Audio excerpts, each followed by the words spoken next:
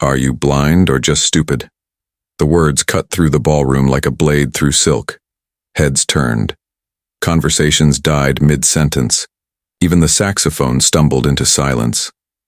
Margaret stood frozen, a silver tray balanced in her hands, the deep red wine still dripping from the edge where it had just leapt from its glass and splattered across Richard Bellamy's spotless white dinner jacket. The air was heavy with perfume and unspoken judgment. Guests in glittering gowns and black tuxedos watched from behind crystal flutes, their expressions caught between curiosity and discomfort. Bellamy's voice came again, sharper this time. This is why people like you shouldn't be allowed anywhere near events like this. Clean it up.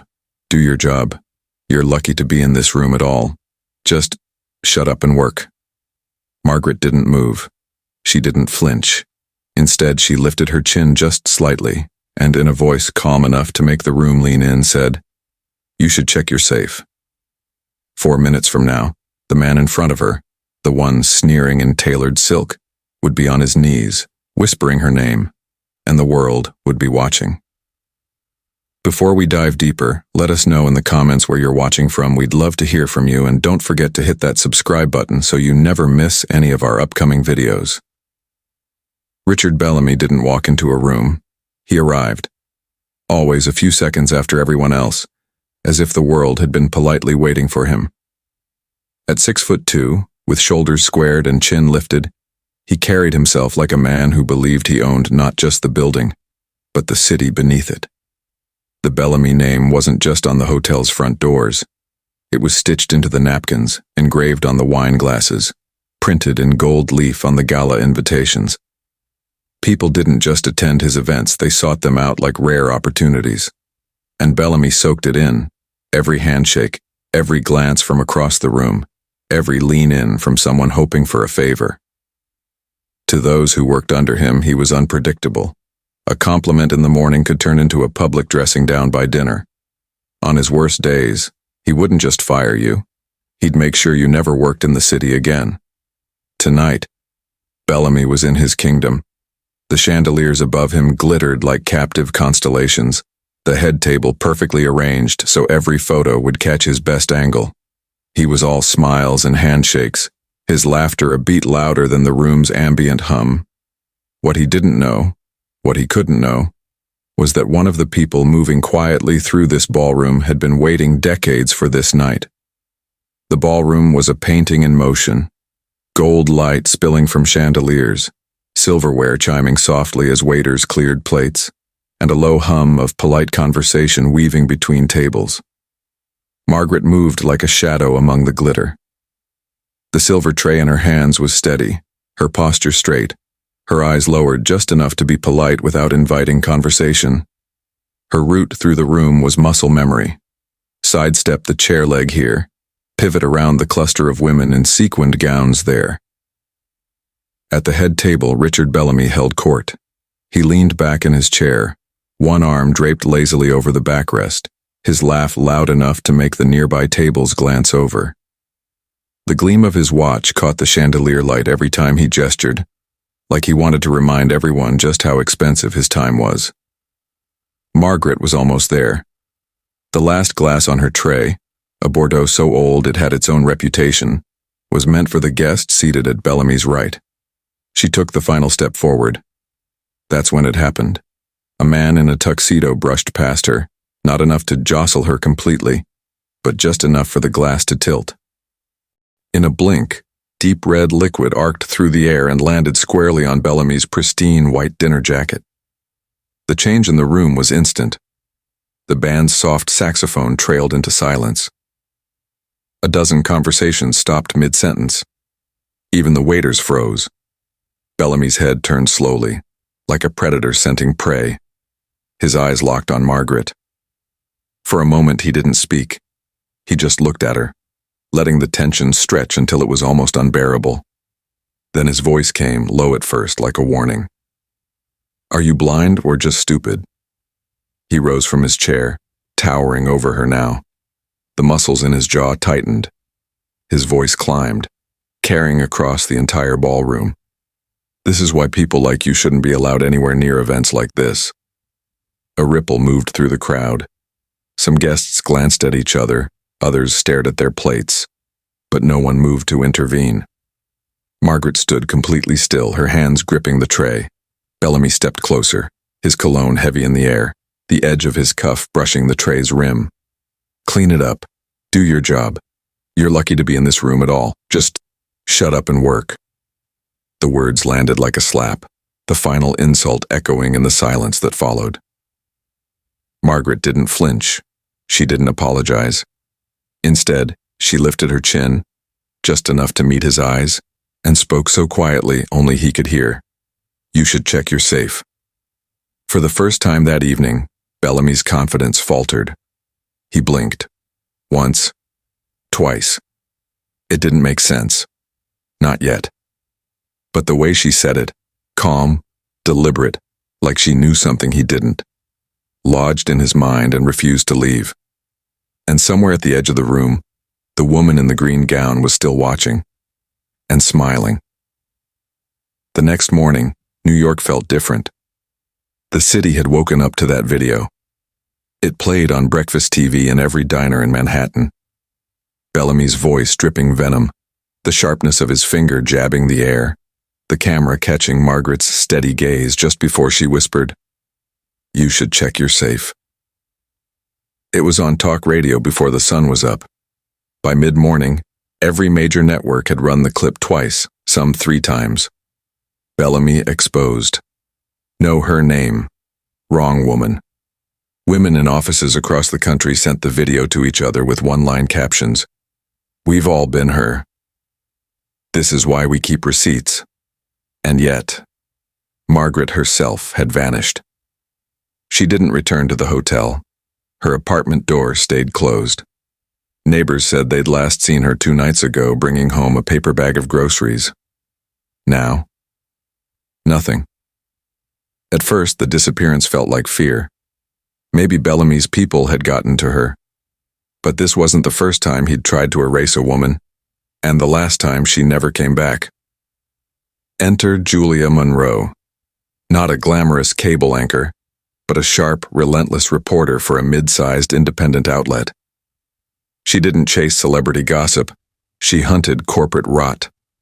Julia had covered Bellamy before, back when whispers about union busting and illegal buyouts were only half-formed rumors.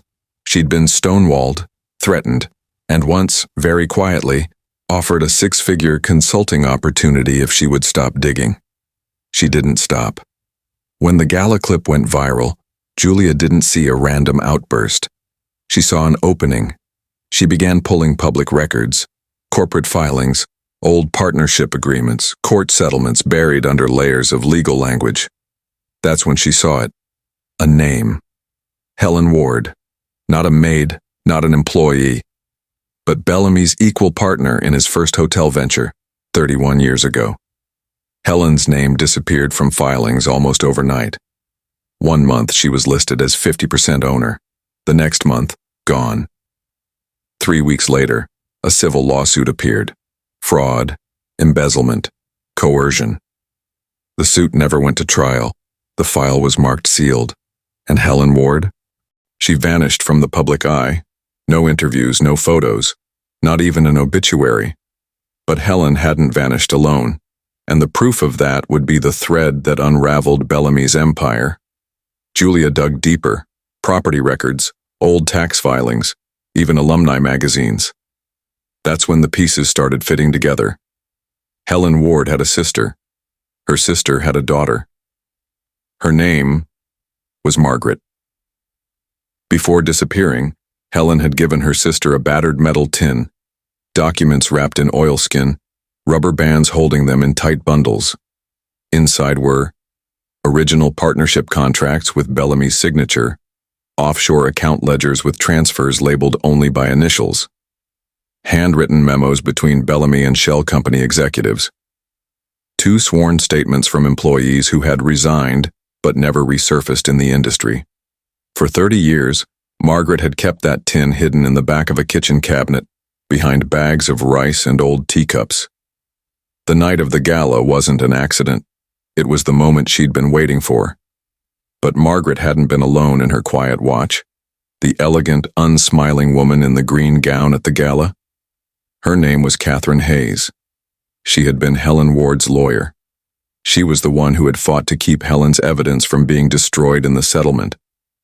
When Helen disappeared, Catherine didn't quit. She just went underground.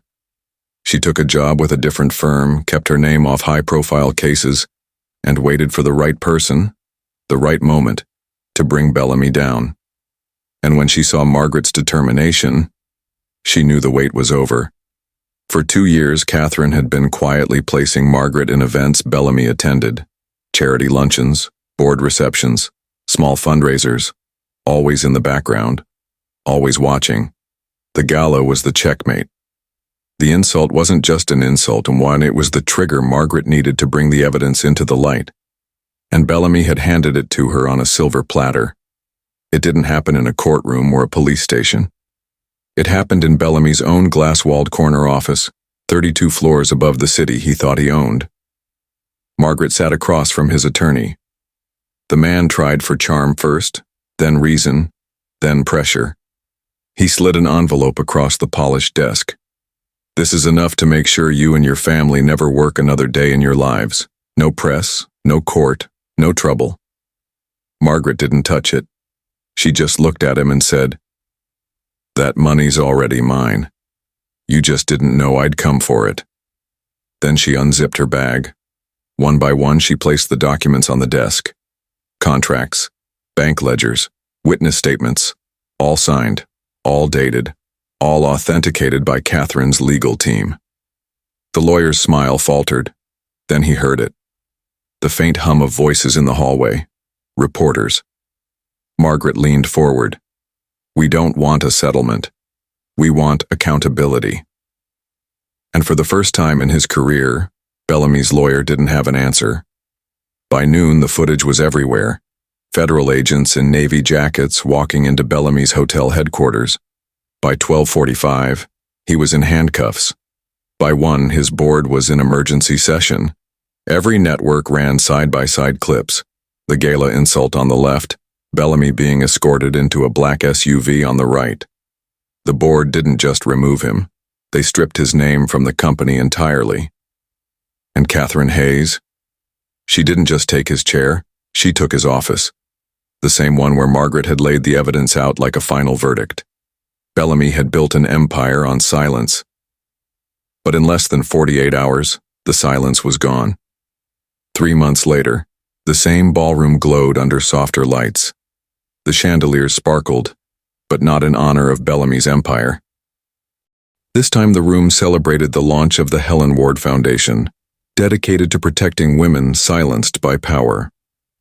Margaret, in an ivory suit, stood at the podium. Her voice was steady. Her hands didn't shake. She began not with Bellamy's name, but with Helen's. She spoke of betrayal, patience, and the kind of justice that doesn't come quickly, but comes completely. Then a reporter called from the crowd. "Margaret, after everything he did to you, what would you say to him now?" She smiled, the same calm smile she'd worn the night of the gala. "The maid you humiliated now owns the building you used to run." Justice, delivered with elegance. And for everyone watching, it was a reminder. Sometimes the quietest person in the room is the one holding the match.